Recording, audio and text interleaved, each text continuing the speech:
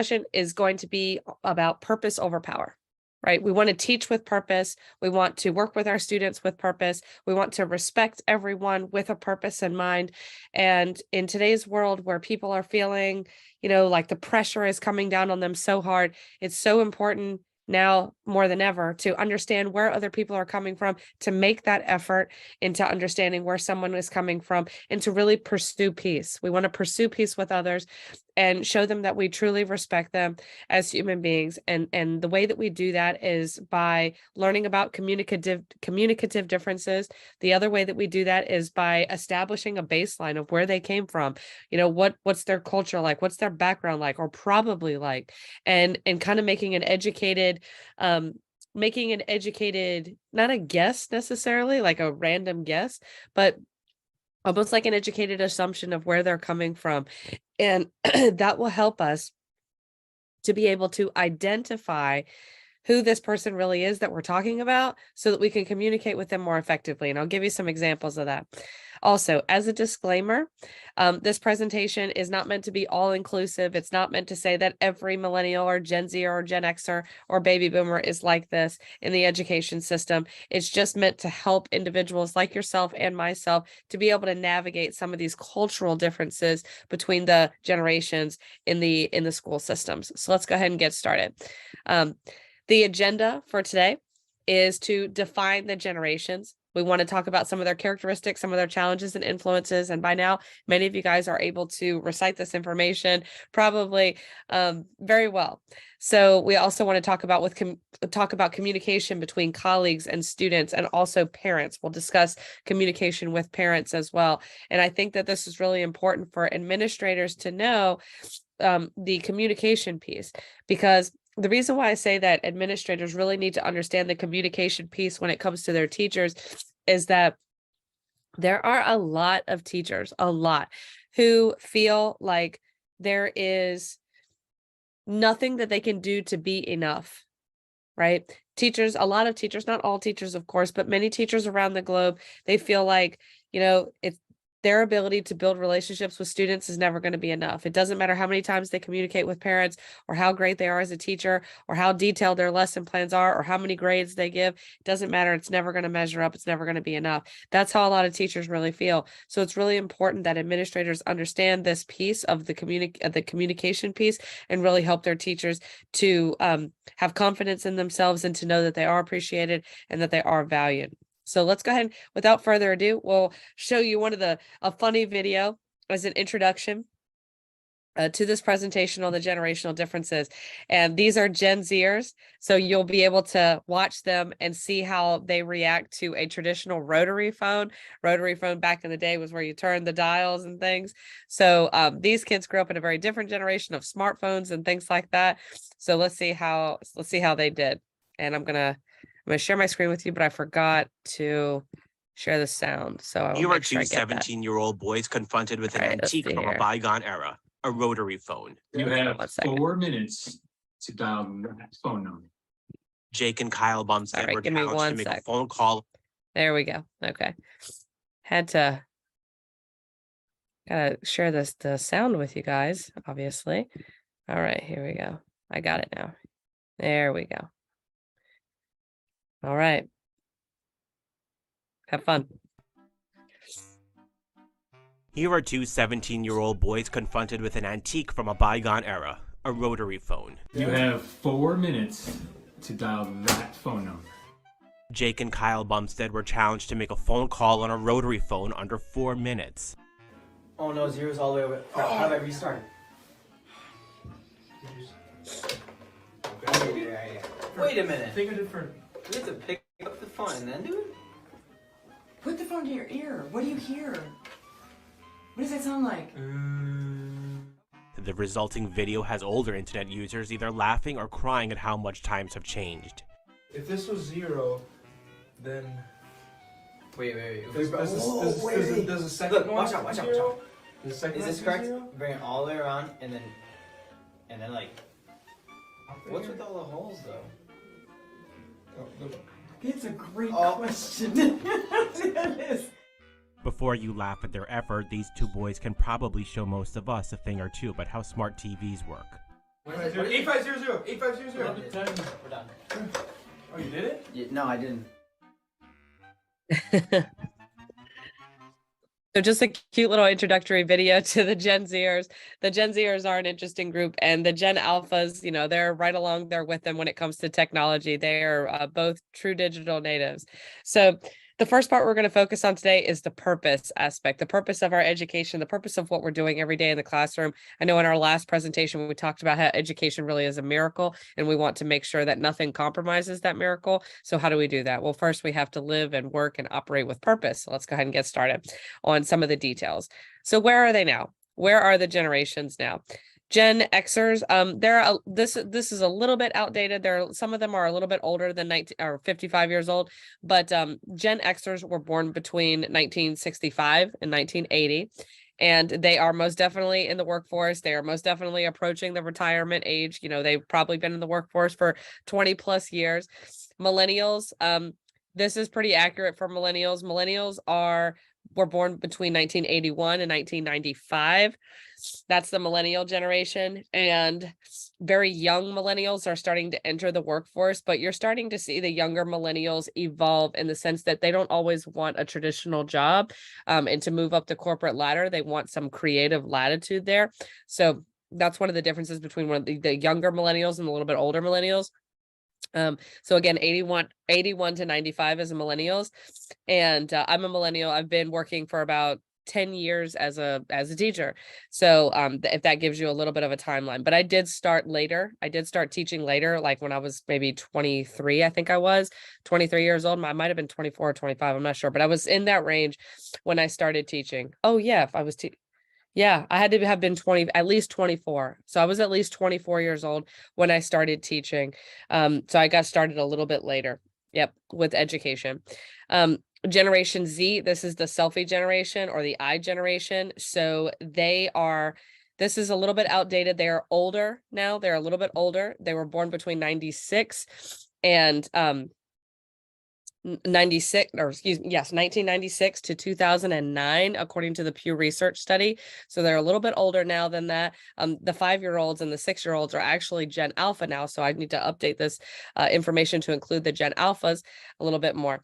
The Gen Zers are also starting to replace millennials, not just in college, but they're replacing millennials, or not necessarily replacing, but they are starting to fill the jobs in the workforce that millennials used to have. So millennials are starting to move into managerial positions and things like that, whereas Gen Zers are now graduating college and they are entering the workforce. Your Gen Alphas are not entering the workforce quite yet. They're not old enough yet. They're still very young and still in school. So one thing I just wanted to point out for you guys here in my notes is that the Gen Xers, they have a lot of influence from the baby boomers, and they're a little bit different.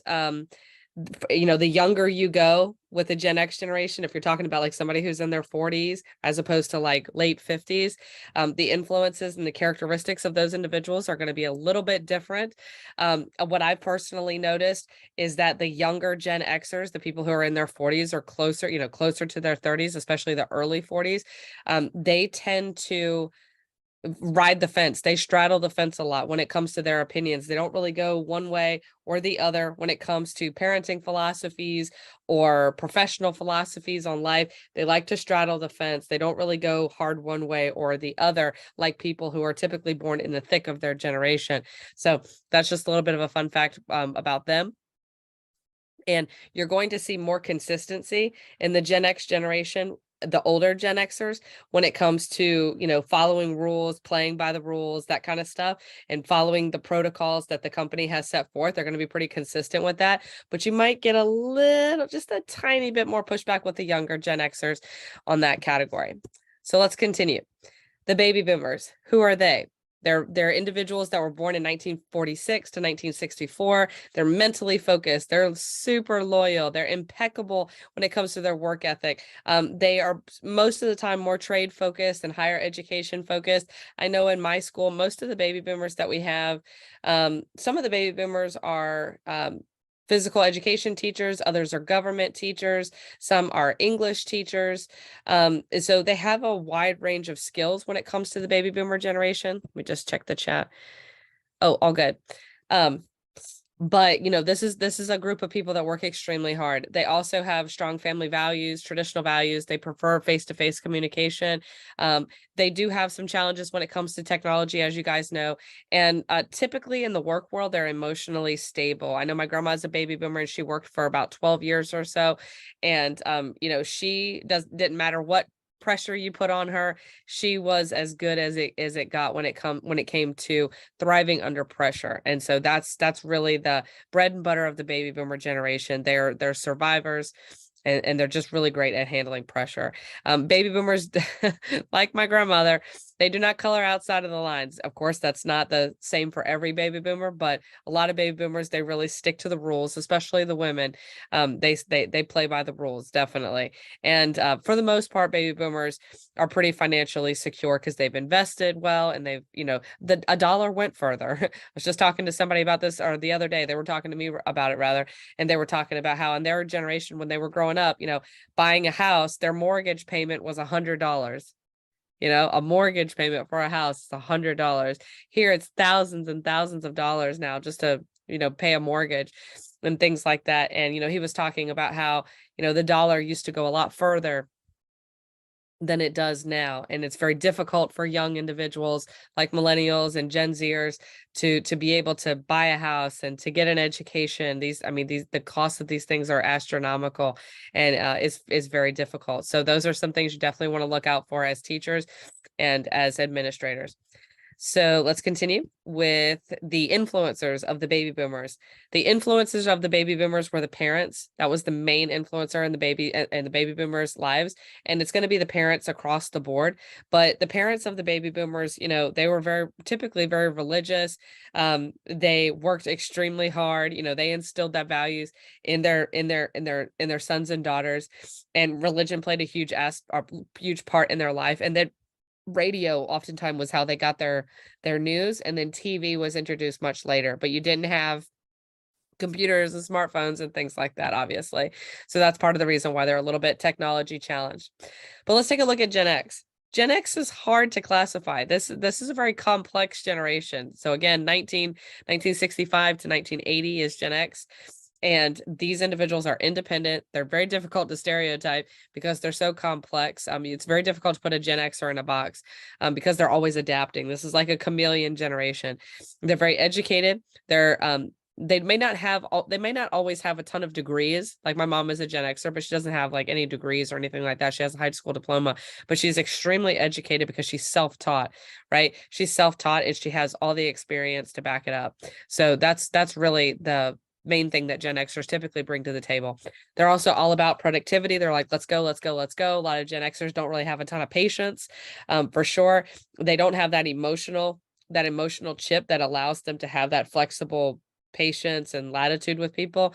They're like, let's go, right? They're all about productivity. They're routine oriented, excellent work ethic, right? And I think that we talked about this in the last presentation. That was like 55% or something pretty high, 55 to 60% maybe of Gen Xers own their own businesses. So this is a pretty entrepreneurial generation, which helped inspire Gen Zers. They're also motivated by the traditional definition of success. And what that means is that they want to be married, they want to have a family, they want to have a job, they want to be comfortable, right? That's pretty much the consistent definition or the traditional definition of success for Gen Xers. They're also self-learners, self-starters. You don't need to hold their hand.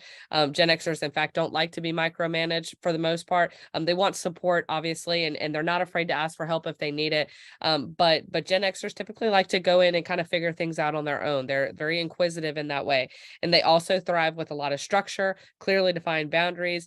And when you're in a faculty meeting as a teacher, you will see mostly the Gen Xers asking lots of questions. They want to know, that they're immediately able to pinpoint where the loophole is, and they want to know what your answer to this is going to be. So Gen Xers come prepared. They're not the type to go into a faculty meeting and wing it or anything like that. They come prepared with questions and answers typically. They also have traditional personal values when it comes to their own selves. They communicate in very small circles of trust of people. They don't always just broadcast their views for everyone to see, although social media is kind of changing that or influencing a change in that arena for Gen X.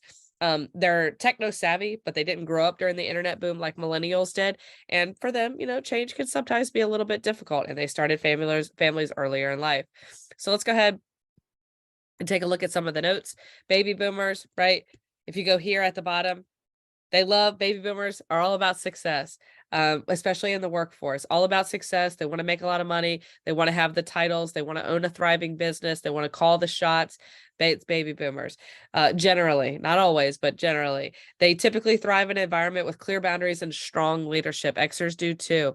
And Gen Xers took word processing courses, keyboarding classes, all that kind of stuff to help those courses that they took in high school help prepare them for the changes in technology that we see today. And they're adapting very quickly to those functional changes.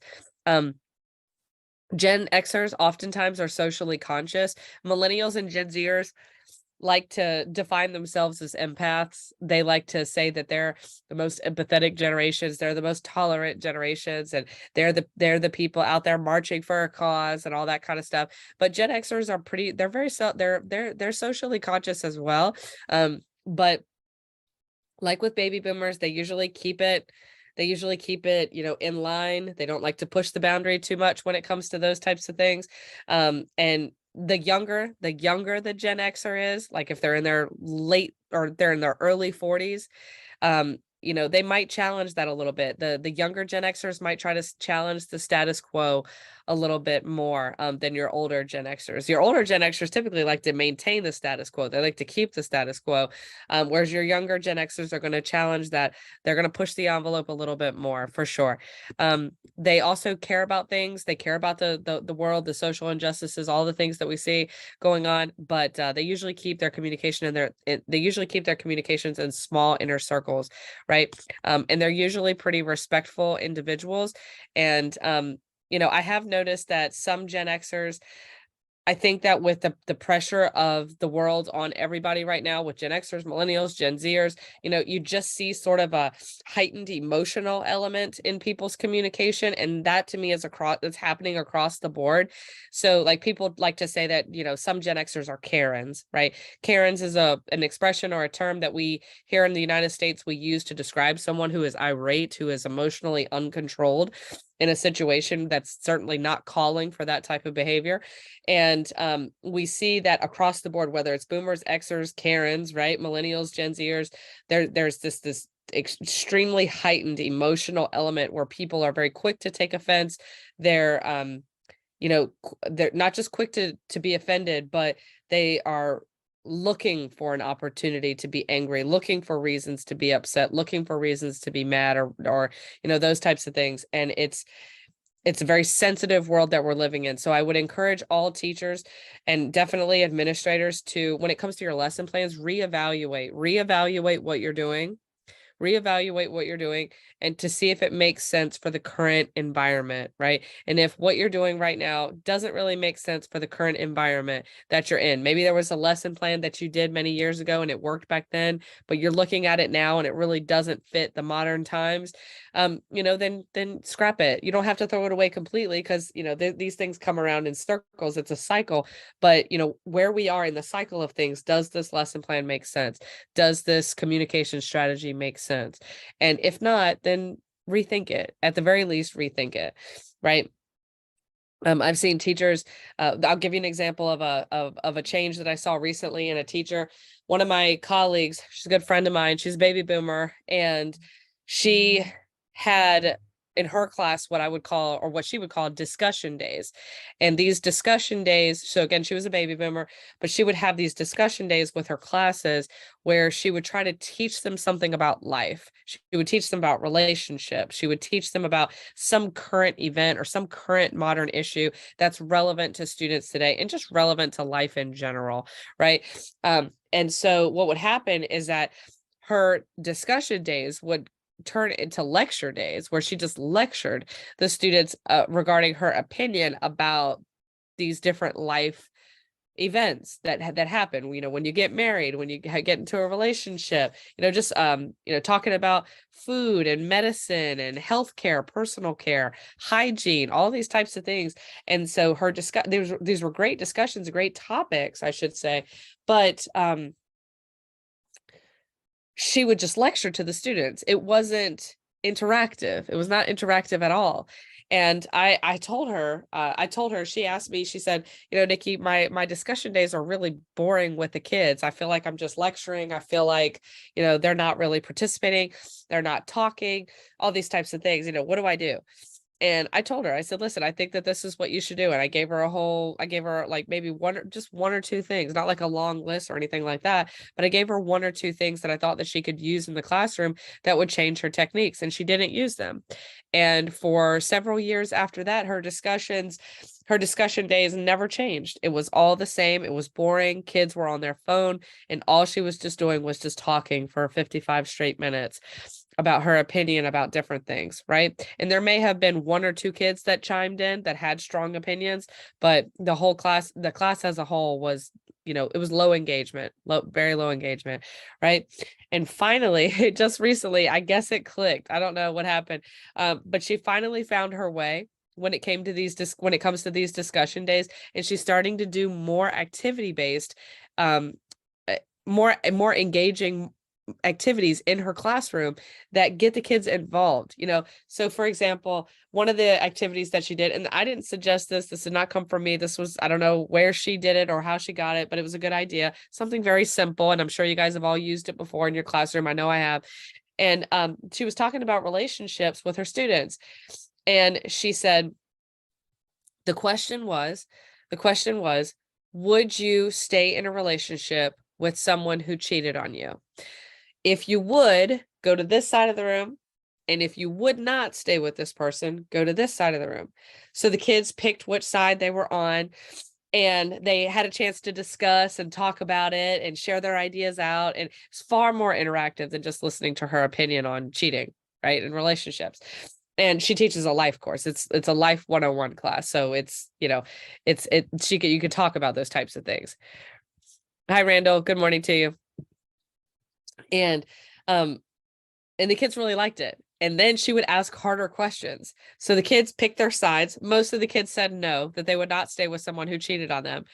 But then she asked a different question, and she said, okay, what if you had kids? What if you had kids? Would you stay with a person who cheated on you?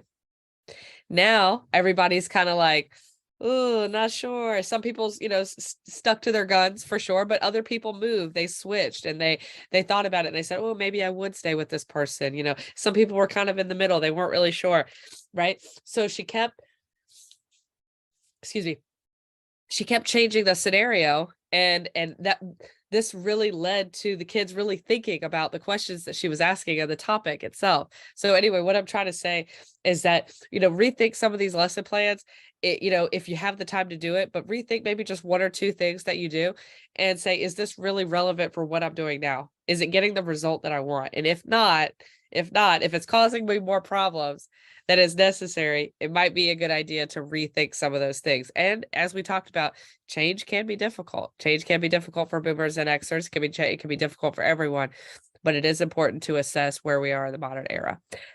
Also, just as a side note to this, I don't know what kind of laws you guys have in your school systems and rules and protocols that you have to abide by, but I do think it's really important that for younger teachers who are coming in, you're starting to get some Gen Zers, and we'll talk about this in a little bit, but I think it's important to at least get this out of the way, is that you're having a lot of millennials come in, who are typically very emotional. You're also having Gen Zers who are coming into the teaching profession, and they're very young, extremely inexperienced. And the only education that Gen Zers have had is academic. There's a whole wide world out there of knowledge that a lot of them are just simply not aware of. And the reason why I bring this up is because some teachers I know, they got in trouble for sharing student personal information regarding students to individuals who were not privy to that type of information. And the individuals who shared this information were not they were not doing it out of malicious intent. They had no bad intentions whatsoever, but that because they were so inexperienced and they were so emotional about these issues that were going on in these students' lives, and they were just trying to help, they ended up doing something that was really, really, really bad, and they didn't realize it, and they were punished for it. And so I think it's really important that your administrators train your teachers, talk about these things. Do not assume that they know. Do not assume that they know. I don't, when I teach my students in my classroom, I don't assume that they know anything. I assume that they know zero, and that's where I start. So that's the way I think it really should be when it comes to your employees, because that really is how it is, especially with your younger teachers. So speaking of the younger teachers, let's go into Gen Y, millennials. My generation for sure, highly idealistic. We thought that when we graduated college, we were going to be able to make tons of money, make our dreams come true, pay off all of our student loans. That's not what happened, right? See some people, some laughing emojis, things like that. That is what we thought was going to happen, because that was the dream that we were sold, but that was not what happened. And now we're struggling a little bit. So you see a lot of millennials who are connected to a strong social agenda. They want a cause, or they want to work for a cause-oriented organization. So as administrators and teachers in your classroom, think about the causes that you support. You don't have to always bring those causes to the forefront in your classroom, but if you do, I encourage you to be balanced about those things, because I see a lot of teachers that are not balanced in their classrooms when it comes to these causes, or just causes that they support. They're not really balanced about it. It's all one-sided. The things that they teach is very one-sided. And I don't particularly like that. Everybody has their own opinions, and you're entitled to your opinion, and you can have very strong opinions in the classroom, and that's okay. But you got to teach both sides to be fair. And that's just the way that it should be, because we're not here to teach students our opinions. We're here to teach students how to make up their own minds and how to determine for themselves what is correct. So just be careful with the social agendas and things like that. If you're a millennial teacher, there's nothing wrong with sharing a passion with students, especially one, if it's like about the environment, or if it's about animals, or, if it's something that generally there's a general consensus that most people probably agree on this particular thing. Nothing wrong with sharing those things whatsoever. But if it's something that's highly politicized, it's either best to keep those things out of your classroom as much as possible and focus on the academic components, or B, if you are going to teach some form of those if you're going to teach some form of those causes, you have to teach both sides. And you have to really look inside yourself to see if you can actually do that, in an unbiased fashion. But one question I encourage you to ask yourself is, what are the consequences of my actions? Right? If you're going to so one thing that I look at is that if I have a strong opinion about something, and it's maybe a highly politicized matter, if I have a strong opinion about something and I just feel compelled to share that opinion with my students, I think it's really important that before you do that, it's important to ask yourself, what are going to be the consequences of my actions?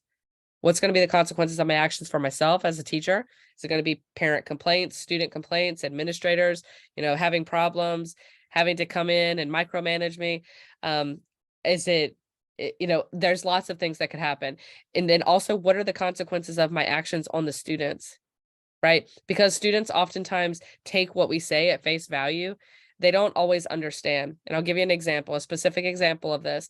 I was teaching in a program, and there was a teacher who was of a different ethnicity, a different race, and he was asking about whether or not he should teach students in his class about being oppressed and being victimized, because he felt, because of his ethnicity, he felt that he was victimized. He did feel that he was oppressed. And I'm not here to negate anybody's feelings or to say I agree or anything like that. I'm just telling you what happened. So he felt that he was oppressed. And he wanted to know if he should teach his students that in his belief, they are oppressed because most of them were of the same ethnicity. And I think that that's a pretty slippery slope for teachers to go down. And so basically what I told him was, what would be the consequences of your actions if you were to teach this?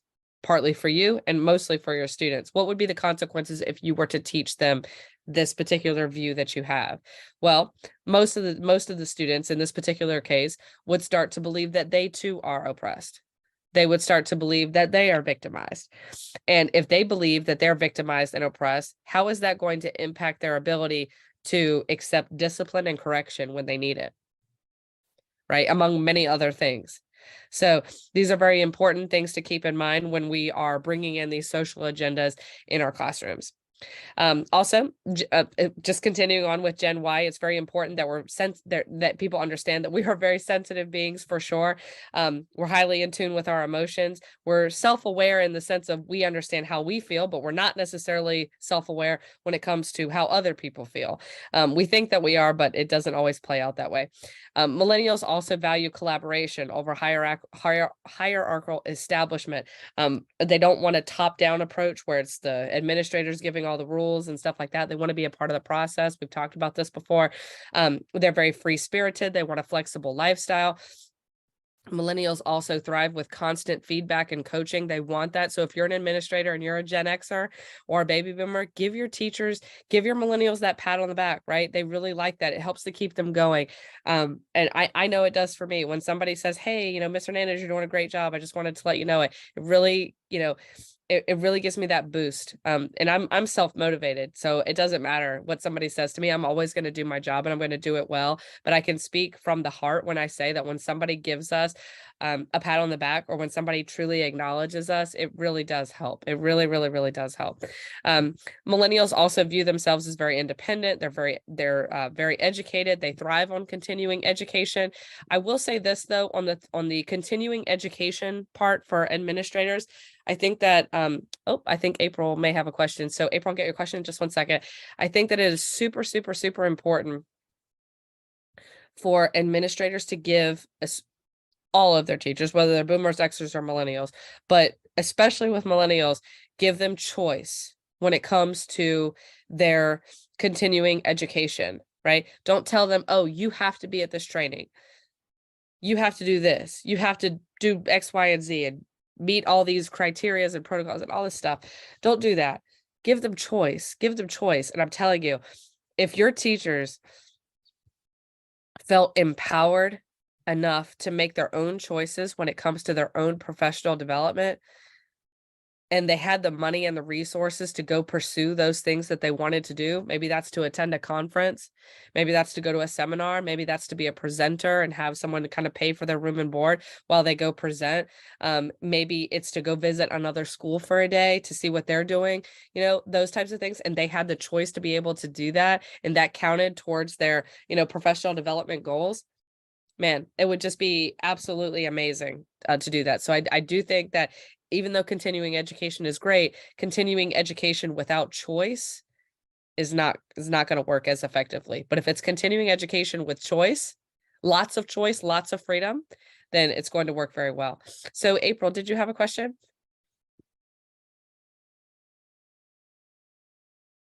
It's okay if not. I thought I saw your maybe like a hands up, but I could have misread it. My bad. No worries. So millennials are entering the workforce and they're already immersed, or some of them are entering the workforce because they're very young and others are immersed in it like I am. Millennials also have a pretty high sense of self, which is part of the reason why they're so sensitive. Just keep that in mind. And mostly because of financial reasons and just the idea that millennials wanted to pursue their careers more. They're typically starting families later, usually once their careers are established. So that's a very mature thing to do for sure on their part, that they don't want to just have families and start trying to raise kids when they're not in a place to do so. So I think that's a great thing for them. Also, millennials typically don't have a filter. It can be difficult at times. It can be great, but it can also be difficult because when you have a filter, right? Some people, they get it, right? They totally get it. Millennials, when they don't have a filter, it can be disruptive. When they don't have a filter, though, it can be good in a sense because you're essentially getting, what you're getting, with millennials. But I think that it's really, really, really important to not get into a debate with millennials. Don't get into a debate with millennials because millennials are experts at moving the goalpost, right? If you're going to debate them, they're going to be here, then they're going to be there, then they're going to be here, and then they're going to be there, and they're going to constantly change the focus of the conversation to be something that it's not. So I don't encourage people to get into debates with millennials. I encourage people who are talking to millennials to have a very clear focus, and a mission about what you want to accomplish with that individual and help them to understand why.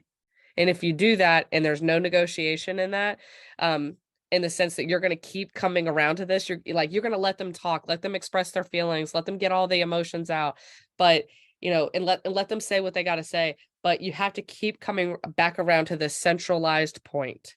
And if you do that, then you're going to be pretty successful with millennials. But if you don't, and you get into a debate with them, millennials are typically expert. Well, I can't say expert debaters, but they're good debaters because they know how to make an argument based on their emotional state of mind.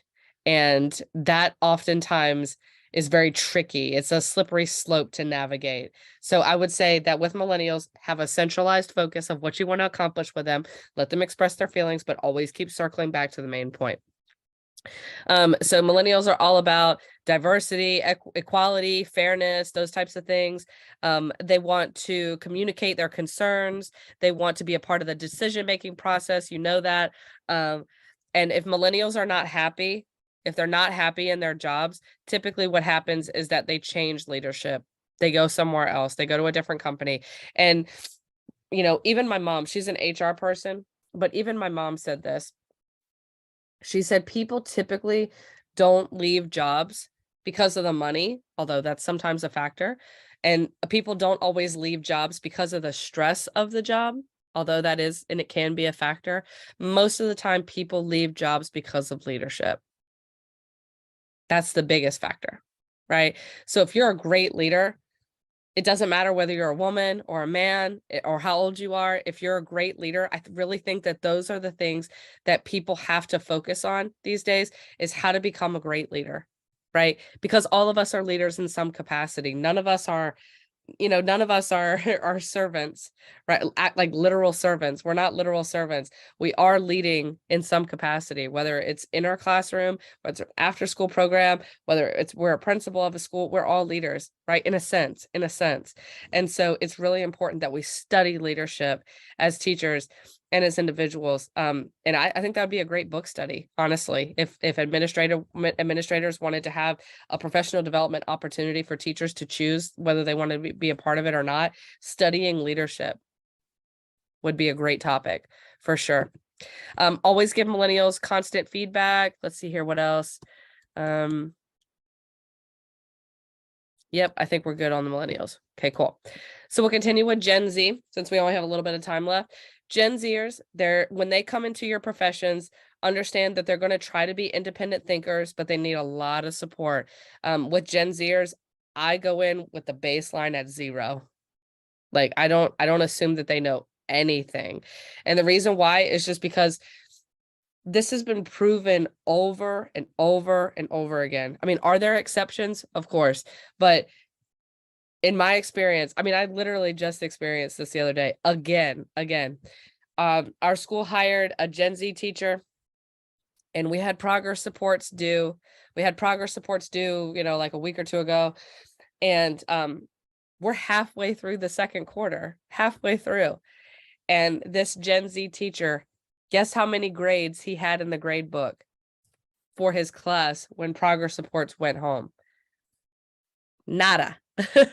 He had 0 grades in the grade book. It's a Gen Zer, right? The Z should stand for 0 because you cannot have, it's almost like the expectations are so minimal. The bar is so low that, they need a lot of support. I'm not going to lie. They definitely need a lot of support. And when that Gen Z teacher had no grades in at progress supports, all I could do was shake my head because how did it get that far? Right? How did it get that far? Obviously, when you think of the administrators, like I know administrators have a lot on their plate. They're very busy, but you got to keep an eye on your Gen Zers. You got to keep an eye out. And I can only speculate, but those individual teachers who like broke a really important rule about sharing student information, the likelihood that they were Gen Zers, because I don't know who the individuals were, but the likelihood that they were Gen Zers is pretty high to me. Either Gen Zers or hybrid Zers and millennials, probably very young teachers, very inexperienced teachers that just simply didn't know, right? And then you've got the teacher who had 0 grades in at progress support, that kind of thing. That's the type of stuff that Gen Zers and a lot of younger teachers will do. And I just think it's really important to have their backs. You got to have their backs. And if a Gen Zer knows that you have their back, then they're going to be more loyal to you. They're going to take you more seriously, and they're going to respect you more, right? You got to have their back, and you got to support them and help guide them and help navigate to them. And it can be a big task, but if you can support them and teach them, they will be forever grateful. That is what I know. Okay. So with Gen Zers, again, they're not ages 5 to 21. I got to correct that on my presentation. They're a little bit older now. So again, 96 to 2009 is the year that they were born. They're extremely motivated by social causes. So just something to keep an eye out for. They're all about technology for self-expression. They like that piece. They like things that are very easy to navigate. So if you can help them lesson plan, I think that helping Gen Zers lesson plan would be a great thing. Because they often, how do I say this? Gen Zers sometimes will have a difficult time lesson planning because it depends on the subject that they teach. But some of these subjects that they teach are very broad, like history, English, you know what I mean? These are very broad topics. You could literally go in any direction with these. So I think that it would be important to have a professional development just for the Gen Zers, right? And the young millennials that are coming in, and anyone else who chose to be there, where you talked about lesson planning and you outlined, what would be an example lesson plan that would be effective, and then teach it. And I think that that's one thing that a lot of teachers, not just Gen Zers, need to see, but a lot of teachers just in general, whether you're boomers, Xers, millennials, or Zers, they need to see administrators active in the classroom. Because the one thing that teachers always say is that their professional development, more often than not, comes from somebody who's not in the classroom. I'm in the classroom. I teach every day. I teach for 8 hours straight. So I know exactly what teachers are feeling every single day. I know it from a financial standpoint, an economic standpoint, a behavioral standpoint, a psychological standpoint. I know it all because I'm in it. But a lot of professional development webinars and seminars are not like that. They're given by someone who's been out of the classroom for 10 years. And you guys all know this. The classroom has changed drastically in the past 10 years. So it's really important, that the administrators get themselves into the classrooms and try to live a day in the teacher's shoes. Teach a class for the teachers and have the teacher watch you teach, right? Go into the classroom and do what they do and model it for that teacher. And I'm telling you, that will take you leaps and bounds. One of my administrators offered to do something similar in my class because I was having a rough day. And I'm very overloaded in my schedule this year. And he offered to do something like that. And my respect for him just went through the roof. It went through the roof. And he even sacrificed his parking space. He's a millennial administrator. He even sacrificed his parking space because he knows my schedule is so crazy this year. He sacrificed his parking space so that I could park a little closer to the school. Right. And he would park further away. And I just thought, wow, that's like the nicest thing ever. And I think that one of the things that administrators and leaders, administrators have to understand is that leaders eat last. Keep that as your motto. Leaders eat last. Right. I was listening to a guy, this is just a little side note, but I was listening to a guy talk to a group of people about his experience in the military. And he was a very smart guy.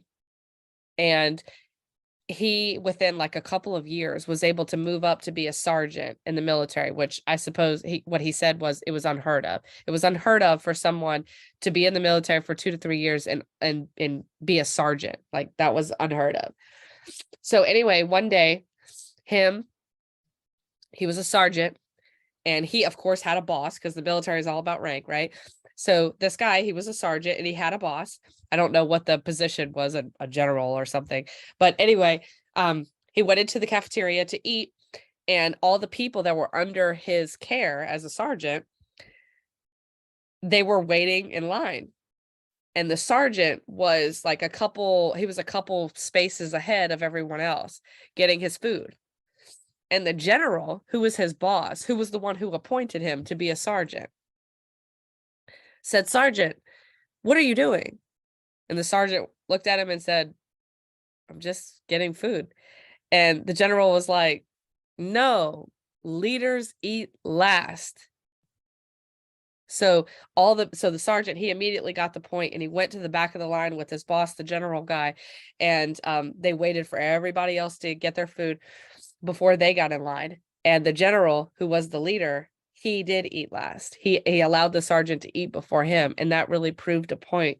That really proved a point to the other guy, that leaders eat last, that you allow everyone else to succeed and to do well, and you make those necessary sacrifices for them. And when you do that, they will follow you. They will support you.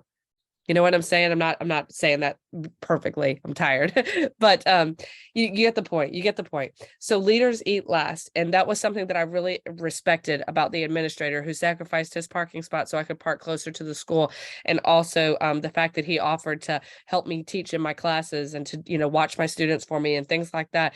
Those are the types of things that teachers really need to see across the board, whether it's Gen Z, millennial, Gen X, or baby boomer. And I can tell you, you will get so much respect for doing that, for sure. Now, Gen Zers, again, they have weak written communication skills, which is why I think it'd be helpful to do help them with the lesson planning and things like that.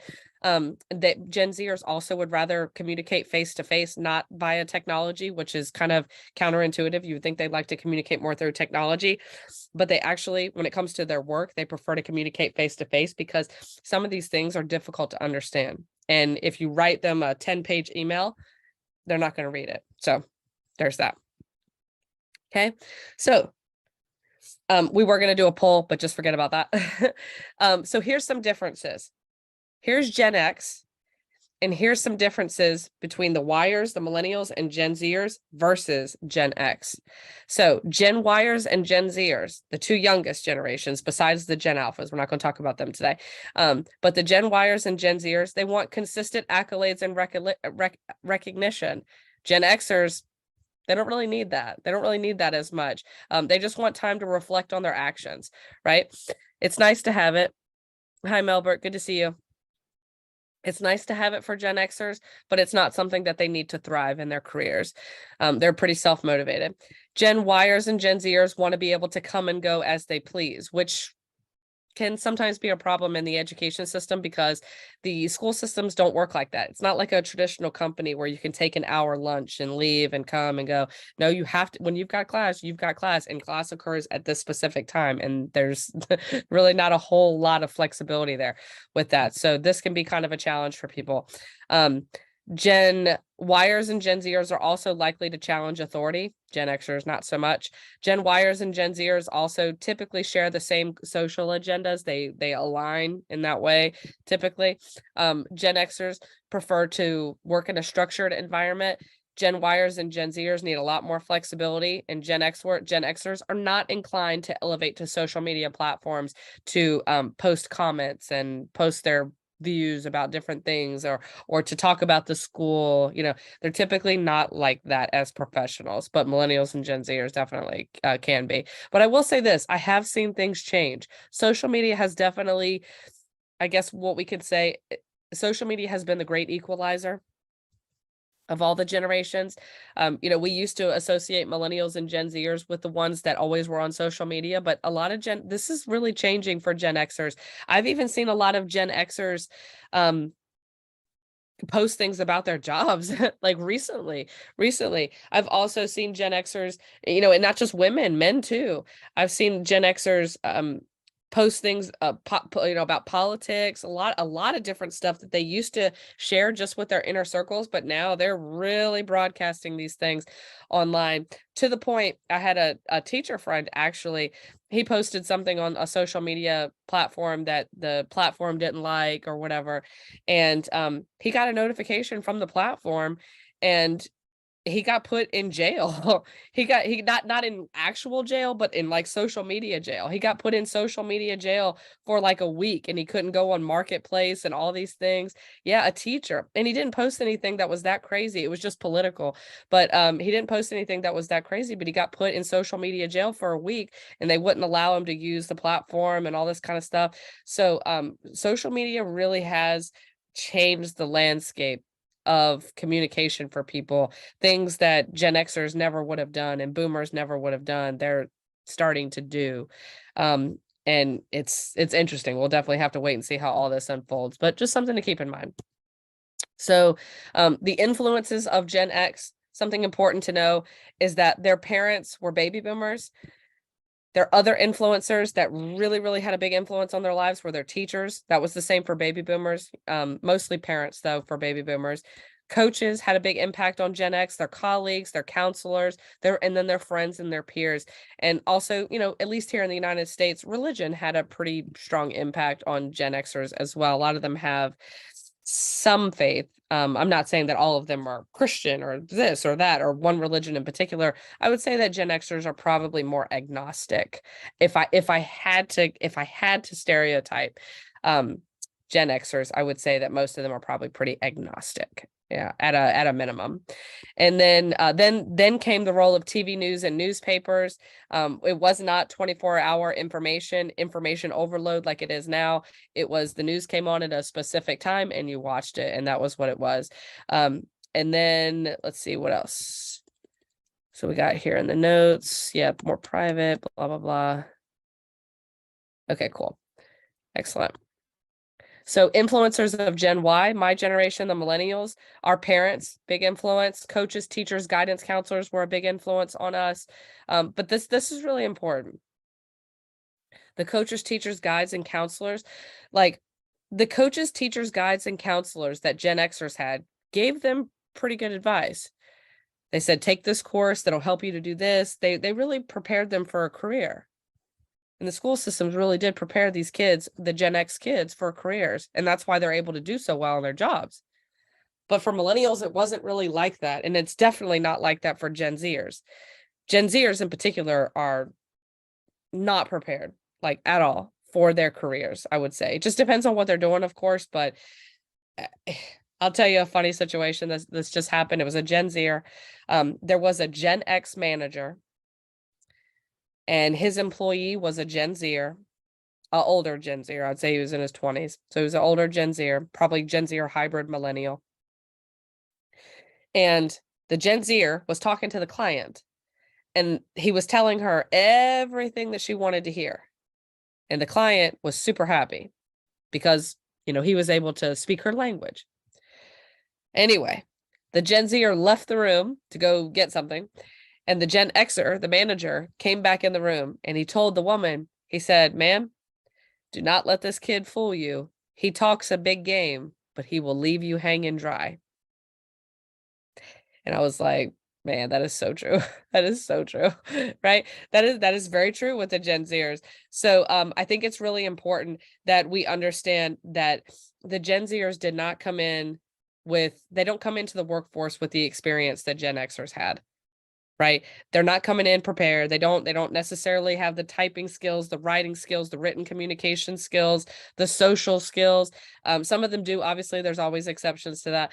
But, by and large, based on a lot of things that I've seen, it's been fairly consistent across the board. So that's just something to keep in mind when it comes to the guidance that teachers, counselors, and coaches and things like that. Some of the advice, a lot of the advice worked for Gen X, but it didn't work for millennials, because millennials, when they were coming of age, the world had completely changed, right? They were told, oh, go to college, get a degree, do this, do this, do this. And it didn't work, right? So you have all these millennials with these impeccable credentials that are getting paid so little, or they're not able to find a job, and they've got like 3 or 4 different side hustles. You know what I mean? It didn't work. And the same thing is being purported onto Gen Zers. Oh, go get this degree, do this, do this, do this. Same type of stuff. But a lot of the Gen Zers are not buying it. Some of the Gen Zers are going to college, and that's great. But I did read that, I did read the other day, and I have to verify this, but I did read the other day that 50% internationally is the average rate of a Gen Z dropout for college. So 50% of the students of Gen Zers who are going to college internationally around the world are dropping out of college. We can obviously speculate as to why that's happening, but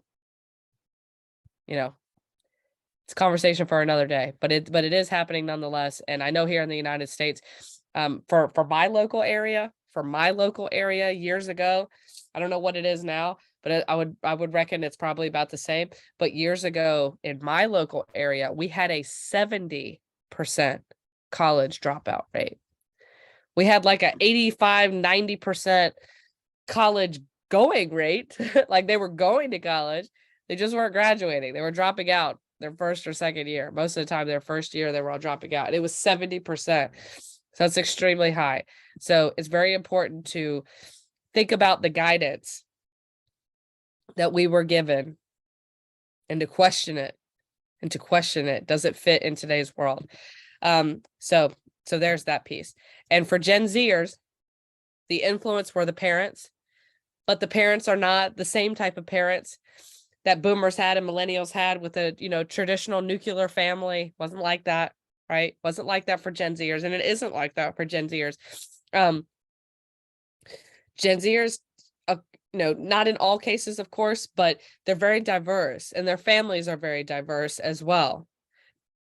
I'm not judging it, not saying it's good or bad one way or the other. I'm just saying it's very diverse. And so you've got students who have parents, both of them are typically working, or if they're a single parent, a lot of Gen Zers have parents that are single and they're having to work multiple jobs, so they're not at home a lot, which is sort of repeating the whole latchkey kid thing that the Gen Xers kind of have claim to, right? And Gen Zers are now living that life, that whole latchkey lifestyle. But now, instead of playing with Barbie dolls and toys and going outside and riding bikes with their friends, they have technology. They have technology to keep them busy, right? So, and they're being influenced by these so-called influencers. And I actually had to correct a student the other day. Was it yesterday? Saturday? Yeah, it was yesterday. I think it was. I had to correct a student yesterday, because, and this will be one of the last things that I say, but there's a particular influencer that was on social media who was recently banned. And I don't say whether it's good or bad one way or another, but in my opinion anyway, but this kid, he had a particular view of women, Gen Zer, right? And he thought that his view of women was right because this particular influencer who he looked up to had a similar view. And in front of the class, this was not a volatile discussion or anything negative or anything like that. It was a very good discussion that we all had as a class. But, I was able to correct him in a pretty profound way and say, wait a second, okay, this person might be, he might be the most famous person in the world right now, the most well-known person right now. He might be very wealthy. He might be a lot of things, but he ain't God, right? He ain't God. That does not mean that he is infallible. He is not infallible, right? He is not infallible. He is imperfect, just like we all are. And his views, whereas some of them may be very good, some of them may be very helpful, some of them may be, accurate in some ways, maybe. But when it comes to his views about women, right, this can be very toxic. And I told the girls in the class, I said, these things are red flags. These are important things to look out for. When you are choosing, someone to date, right? You don't want to ever put yourself in a situation where you're going to be with someone who's going to treat you like this, right? So we had a very good discussion. It was enlightening. It was enlightening for the kids. They loved it. The whole class was buzzing in a positive way when the bell rang, and we were able to really discuss those things as they came to light. And I think that it's really important that teachers do have those discussions with their students. There's nothing wrong with that. I just think that you have to be very careful about what you say and not take it too far. You got to keep yourself reserved.